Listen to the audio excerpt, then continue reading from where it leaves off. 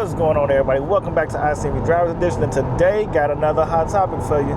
Like I said the other day, if you saw the last video, we were talking about, Corvette prices going down as the market crashed, the value of the C8, and of course the yada yada yadas. Well, let's dive in today.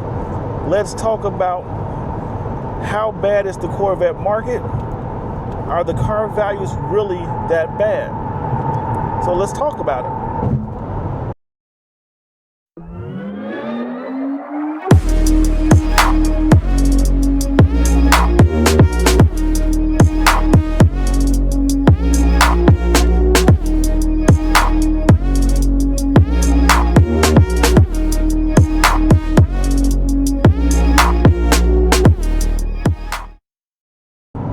I'm hearing, as always, the C8 marketplace is bad. I'm hearing if you own a 2020 or a 2022 that the timeline of these cars, the value's about to just smash and depreciate so badly that you won't be able to get no money for them. Then I'm also hearing from multiple people and responses in the chat that the Corvette market space, the run, the dominance, whatever you want to call it, with the Corvette spectrum is over. There are too many in the market.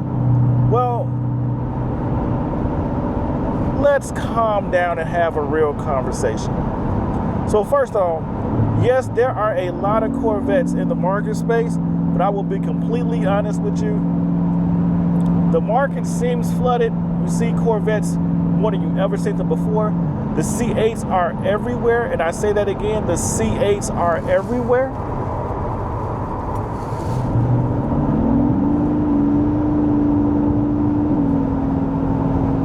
But honestly, there's still a lot of people that desire to own a Corvette C8 that haven't gotten a Corvette C8.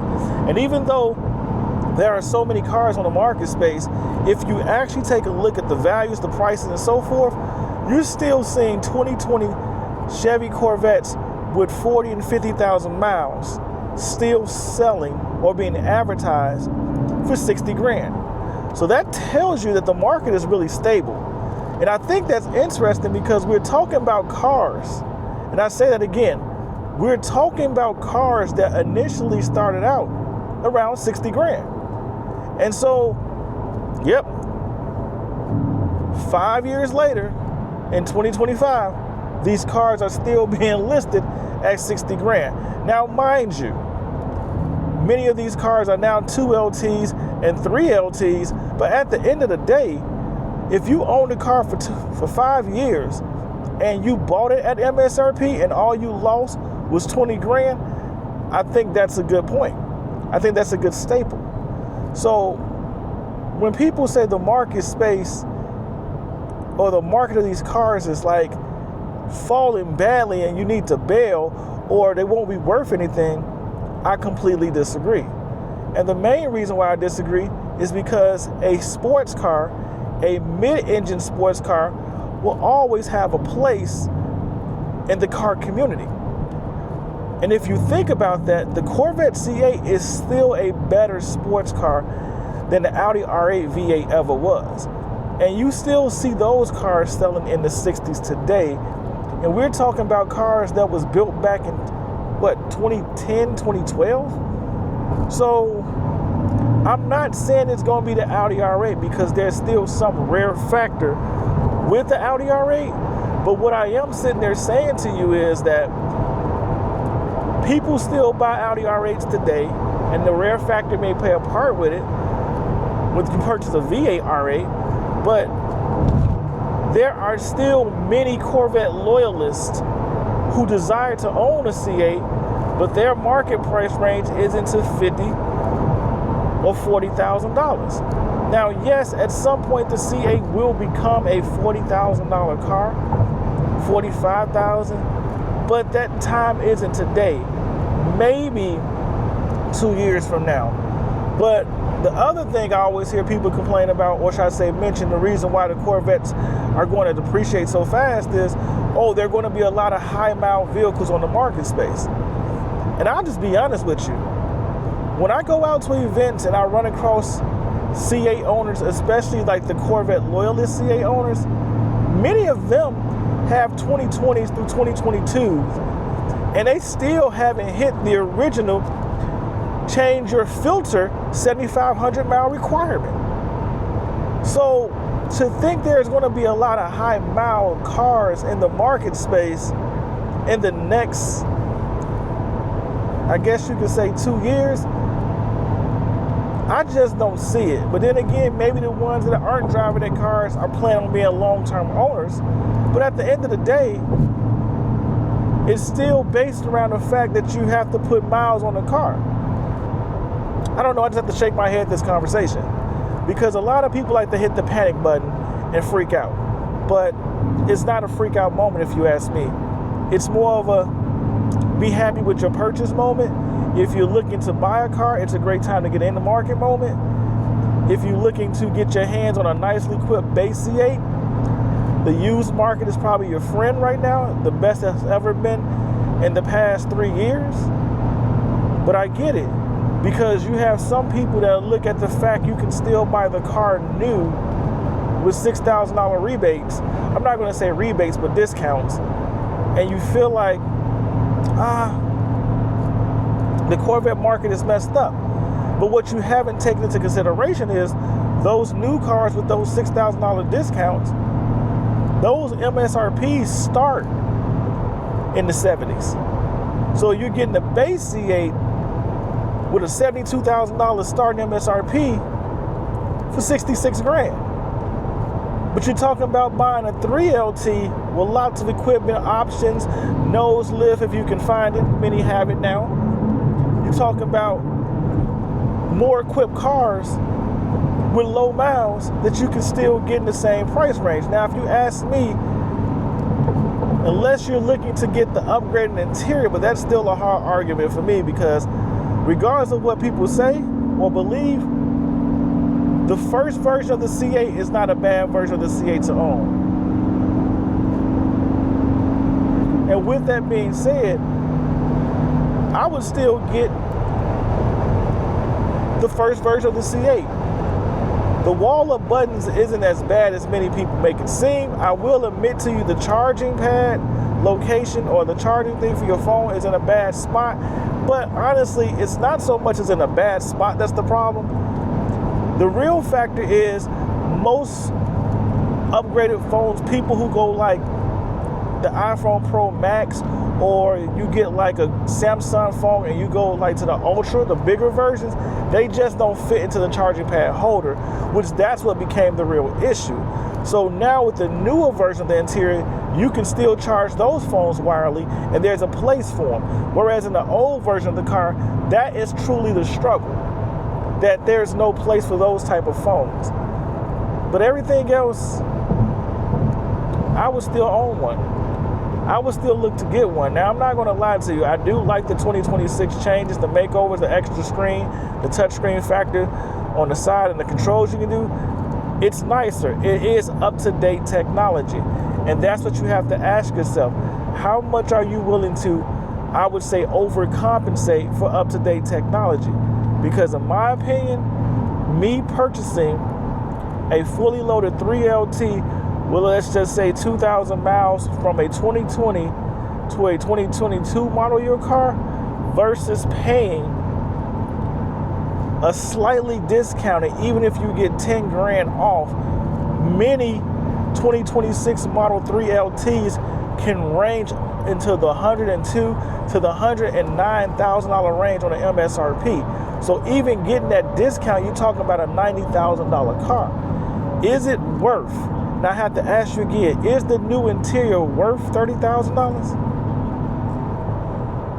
I guess we're getting ahead of ourselves, because this conversation was really supposed to be about the market space and the value of the C8s.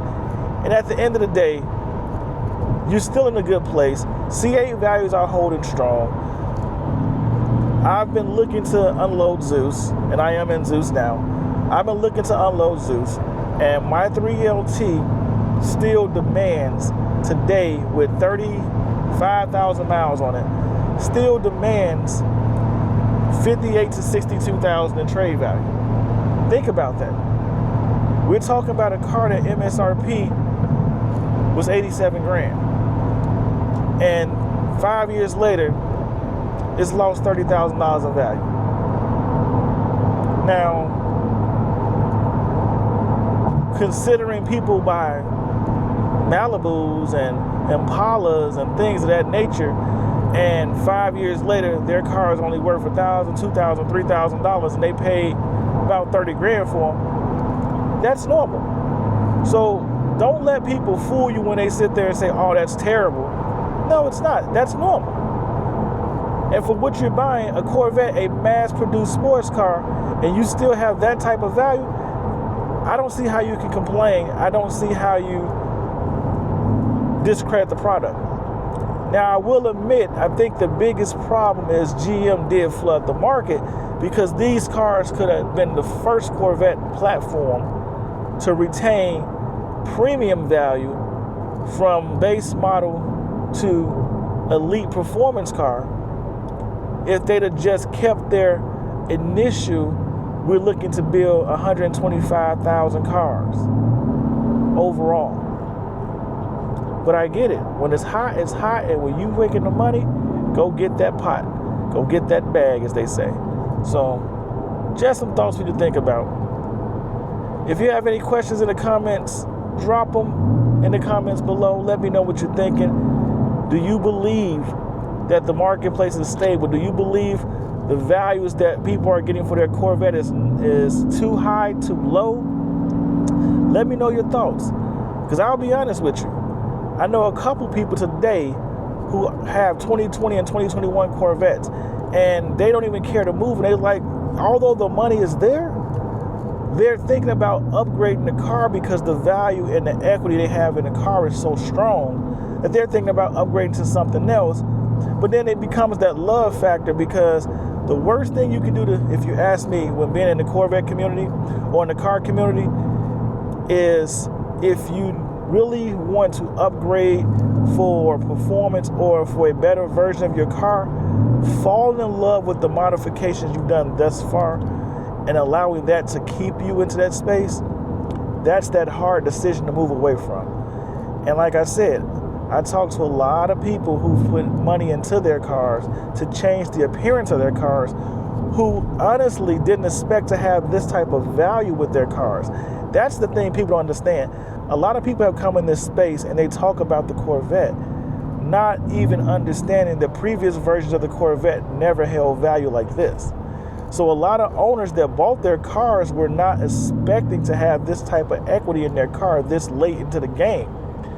And that's what's making this an interesting conversation, interesting situation. And I say that because, like I said, there are owners talking to me about, man, should I upgrade or should I keep it? Because they like the modifications they've done, but at the same point in time, they've dumped an extra $10,000 and $15,000 into the car to change the appearance of the car. And then now they're sitting there like, man, I got about $10,000 to $15,000 worth of equity in this car, and based off the rebates and so forth offered on E-Rays and Z06s, they feel like they can upgrade their ownership into one of those cars and have a better performance car, but they know they'll never get the value back that they actually spent on the cosmetics. And I say that to you because some people have added the ZR1, yes, the C8 ZR1 hood to the car, and that may have cost them $2,500. They went out and added the Z06 wing, and that cost them $2,500. They've went out and done their own personalized carbon fiber package, which was about $1,500, almost $2,000. And so, like I said, when they start looking at the money they've dumped into the car and invested into the car and so forth, not to mention the light package, aero, and so forth and so forth and so forth, they're in these cars kind of heavy because they thought it would be the only Corvette they could afford.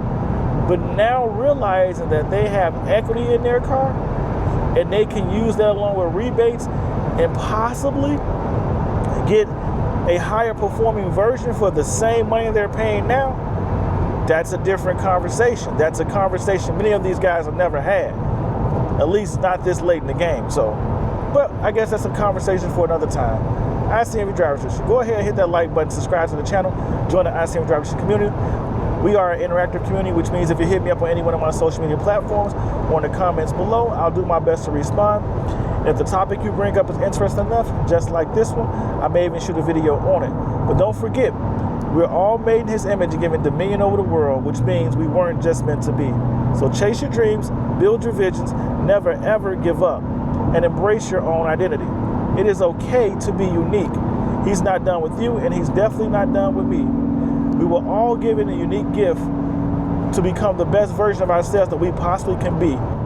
So step into your calling and be the blessing that you were meant to be for everyone else. Just remember to stay humble, stay focused, and stay blessed. And I'll see you in these streets. Peace.